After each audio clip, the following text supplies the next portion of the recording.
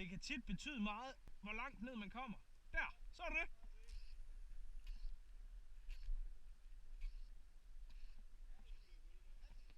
Og så var det helt stille listen hen over bunden, så var den der med det samme.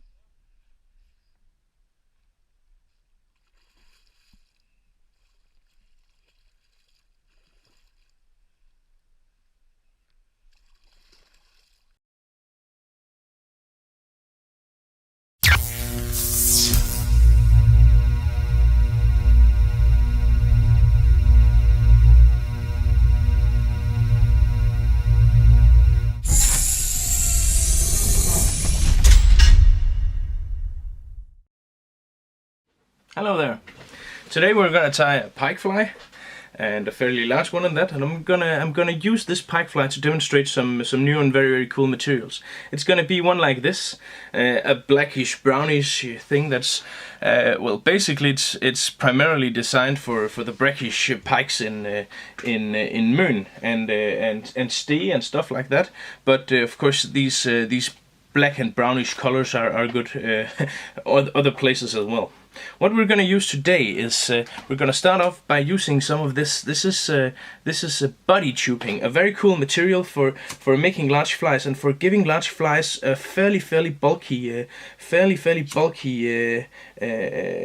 profile, which will make this fly swim very erratic in the water and simply just, you know, resemble a jerkbait very much in its behaving patterns. So.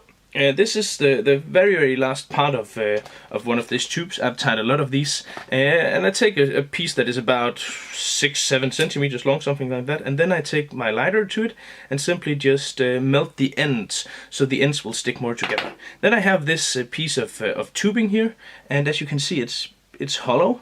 So I've made quite a lot of quite sound base of tying thread here. And what I'm gonna do is basically I'm gonna pull the tube over the tube and then tie it down right there using some force and some thread like this.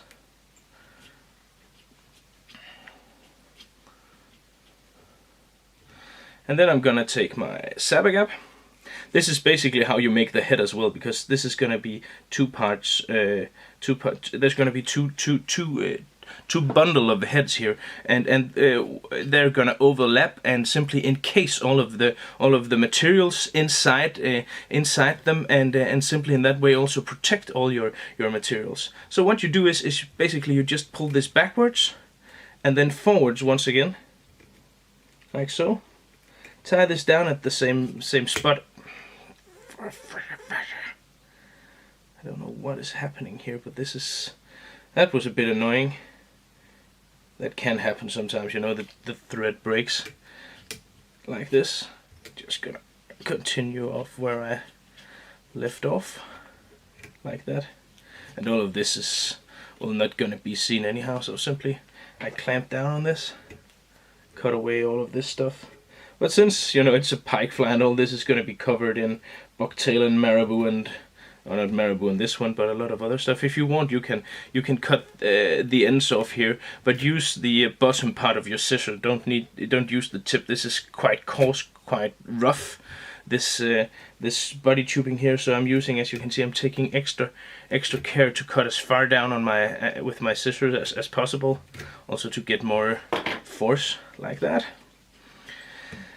And well, basically I just add some super glue here to some sabagap here to make sure that this stays exactly where it's placed, like that. Just apply some glue. Glue is nice.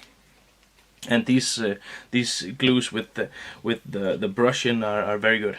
So basically you just make a whip finish here. And it's a good trick to actually be able to do it with your hands. You take your, well, this finger, you know, I'm sorry about that. You take the middle finger, I know, and then you put it on the thread like that, and then you take your pointing finger and put it on the thread like this, so you have 1-2 fingers on the thread here, and then you make the triangle by simply making the triangle. The same as with the whip finish. You pull it up to here, like so, and then you make another knot, and then another knot, and so on. I don't know if that explained it very well, but yeah, try it a bit. See if you can get it right, like so. And then I simply just pull this backwards. I try to do that as evenly as possible, and as you can see now, you have this corona, this very big bulky head here, that is gonna ensure that all the materials stand really nicely out from the tube, to ensure that you get a big volume on your fly, like that. Okay, so next up you can do a lot of stuff, but basically I'm just gonna tie down some bucktail, I think. Because this actually could replace bucktail entirely, but I must say I'm so fond of bucktail I'm gonna use some anyway. Because bucktail, well, let's face it, it's just a pretty cool material for all pike flies. But the head here ensures you have a very large diameter of the fly at any time, and it will never collapse like the bucktail sometimes can when you pull and stuff like that. So again, I'm gonna tie the bucktail down as normal. That means the other way around, like this.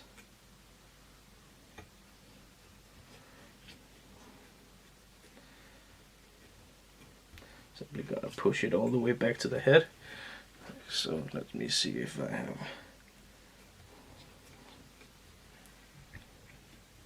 And then basically I'm gonna push it backwards here,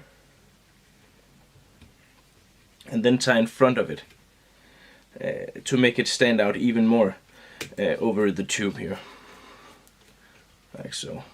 And with the tying thread, I'm tying up to the bucktail, so you get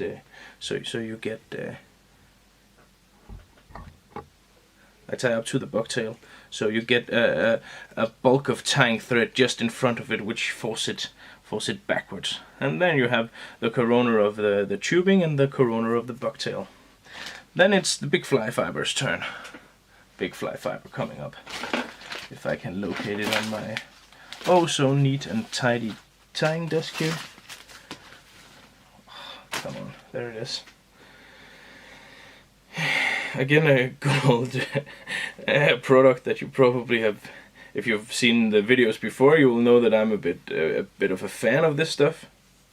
It's almost a certain ingredients in any of my pike flies. I cannot stress how this is just the cool stuff. So I take a bundle of black big fly fiber.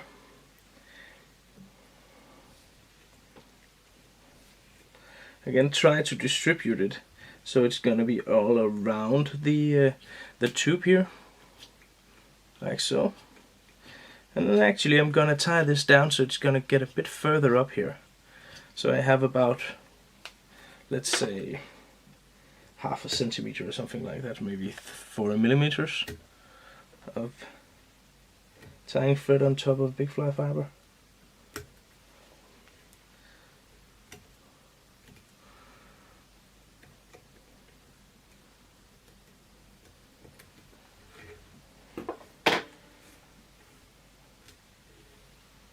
Like that. Gonna cover the big fly fiber here a bit more, like so. And then I'm gonna tie in the second head. You could of course wait a bit, but I think to tie in the second head here is good. And as you can see, there's a fairly large amount of tubing inside one of these packages, so you have for well, quite a lot of flies.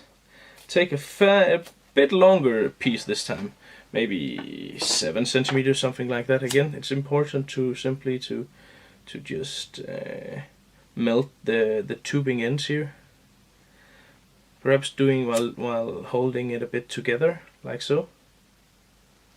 So simply melting the tube end here. Oh, that was probably maybe a bit too much. I closed the goddamn tube now. Just gonna cut this open, like so. And then I simply just take the tube here and force it over the tube. Like that. And that's why I made quite a decent amount of tying thread here to ensure that when I start tying this down, that my tying is actually going to be on top of some tying thread, because otherwise this will simply move around. But it stays there now. This is where it will be. Like so. So I have the tubes pointing the other direction, and then we can use the rest of the stuff we're gonna do. And first up, I'm gonna use a new flesh, because I want this to be a subtle and a silent, not a silent moving, because it will move some water, but I want this to be a subtle fly, something that can work on the days where the fish don't seem to take the sparkling flies. So I'm gonna use the new Flashaboo Magnum in matted gold, which is shiny but really not shiny. So it's kind of dull in the color, but that can be a very, very effective and a very, very good thing on some days, and in some waters, especially in waters where there have been a lot of fishing going on with regular flies. Then stuff like this can be the only thing that works, because the packs have seen so many so many shiny stuff that they actually know that all that blinks, all that flashes and simply looks like, you know, a carnival festival or something like that, hurts if you try to eat it. So they tend to be wary of the really flashy stuff, and simply prey on other stuff, because they have simply, I don't know if you can say learned, but it seems to be that way, that in waters that has a very high number of fishermen, fly fishermen, the pikes simply get wary, and they get, if you were a trout fisherman, you would say educated, but I don't know if I would call a pike educated. Well, maybe the big mamas can be educated, but that seems to be the truth, that the pikes simply can learn to avoid certain types of fleshy and shiny baits. Then I'm gonna take some saddle feathers. I'm gonna wait with those actually. I'm gonna do this one first. Then I take another type of flesh to add some more contrast again. This is the Magnum flesh, but this is the Magnum in grizzly gray. A nice color. Again, a dull flesh, which means a flesh that do not flash as much, but it has the same properties and the same feel as the ordinary or the holographic Flashaboo Magnum. I'm gonna do that exactly the same. Tie a bundle of this down here again. Try to distribute it all the way around, like so.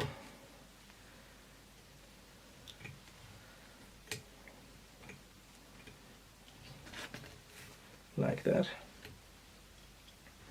This feels good, looks nice, and to give this a bit more volume and a bit more volume and look a bit more bulky in the water, I'm gonna take some Icelandic sheep.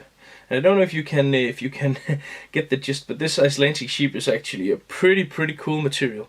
It's a natural material, so it will soak up some water, but we can do a lot to prevent that. So I'm taking a fairly large bundle. As you can see, these packages are just, well, huge.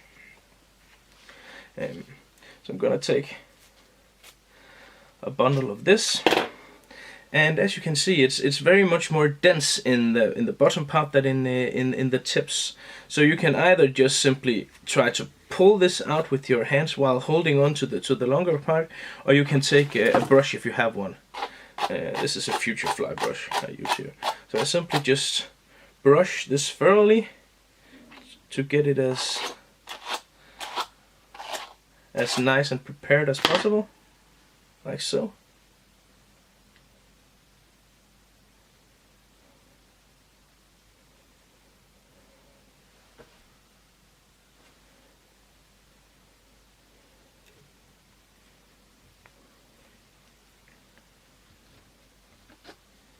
Again, I try to distribute it all the way around. Oops, sorry, there's glue. Leave my bobbin alone, like that.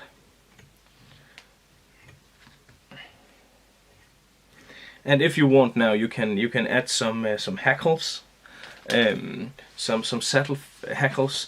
I'm gonna add some, but it's not for this pattern. It's not completely necessary. I've just got, if you watch this when it's launched, this video, then I can tell you that I've just got a new shipment of these, and the problem with getting saddles for pike is that whenever you order some, loads of them will be simply not in a quality that is worth selling. So what I do is I always handpick every single saddle that I have in the shop. So every single saddle I've had it out of the bag, I've looked it over, and I've approved it for a sale, because when you out there trust me with your money to buy stuff, and especially stuff like that is as expensive as saddles and stuff like that, I need you to rely on that I know what quality is, and that I can see the difference between something that is not worth your money and something that is. So know that if you buy a saddle from me, I will guarantee you that I've actually had that saddle in my hands, looked it over, and seen that the quality of this is worth the money you are paying. I'm not saying that there is not that it's not possible that there can be difference anyway. I'm just saying that I have a very keen sense of what a saddle like this should cost, and the number of feathers that should be on there. Of course, some of these are so outstanding that probably they should be more expensive, and some of these are not so exceptional. But I guarantee you that these saddles that I have will be worth your money. Otherwise, I simply would not send them. It's as simple as that. Okay, so now we come to the finishing part here, and basically what we do is we take all this stuff here, all this here, and fold it backwards like this. Take the tube, fold that backwards as well, all the way back here, like so.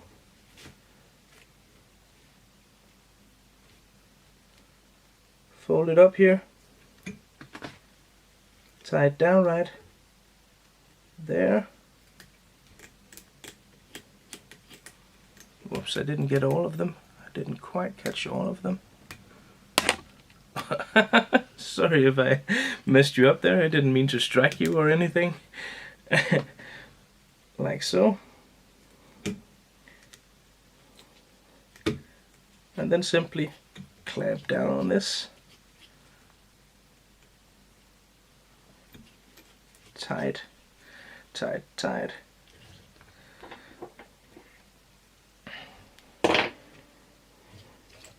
Do we finish?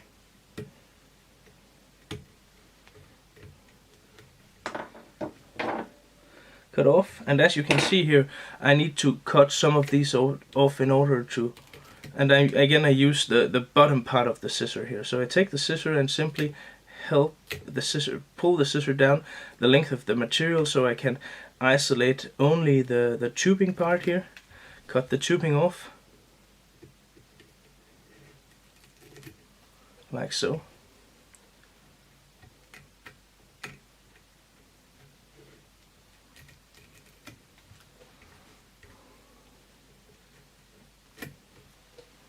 Like that. Then I'm gonna apply some super glue. The stuff that's also why it's nice that it has this this fairly easy lid here, and so like that. And then I'm gonna push the head backwards,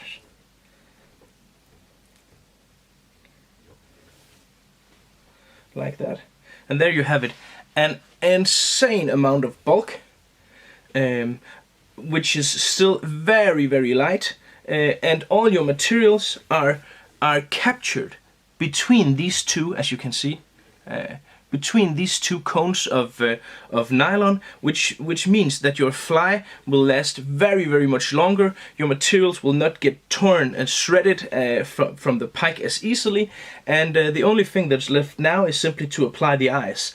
And in order to apply the eyes, you need some adhesive, and I've tried a lot of different super glues, but nothing of that seems to work out for me. So what I use is I simply use some of the good old faithful epoxy. So I take this is a 2-component glue, which means you have to mix it first. So I'm gonna do that. I'm gonna take some of the resin and some of the resin and some of the hardener. I'm gonna mix the two with a match. And be careful not to get any of this on your hands, because this is quite frankly a bit of a toxic product. So I'm gonna mix it up here on my mixing thing here, like so. Make sure that you mix it a lot, so you get all of the hardener into the resin, and also if you add a bit more hardener than resin, you will be sure that this will settle nicely. So I take a bit of this and apply to the head here, like that. And then I'm gonna take my eye. I'm gonna use a silver, gold, and black one for this fly. And as if you noticed, I did not clamp down on it with my fingers because of the epoxy. I simply just dropped it from some height onto the head here, like so. I'm going to take a bit more epoxy and simply just glue around the edges of this and glue over the eye to ensure that it sticks there.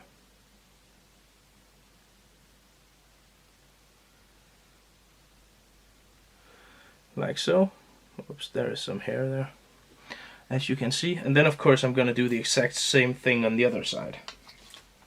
But well, you don't need to see that. But well, basically this was a tutorial for showing you this cool body tubing, how to use that, and also to let you know that there are some new flash without flash out there. Both the Magnum in grizzly color, but also the Magnum in matted gold. A very cool color, something that's very great that Hedron has made available. I'm very pleased with that. I think it's also a lot of the reason why Hedron actually did this is due to Nicholas Bauer. He has been looking for this for a long time, and he talked to the guys at Hedron. So I cannot take credit for that. That is Nicholas Bauer. And also, if you have not checked out Nicholas's YouTube channel, then definitely go do so, because he's doing some very awesome stuff. So check out Nicholas Bauer on YouTube if you haven't done so already. He has some wicked flies, some cool ideas, and I owe a lot of my flying and my fly tying and my ideas to him. So, well, basically that was it. A cool blackish pattern for the brackish water and the badass pikes. Thank you for tuning in.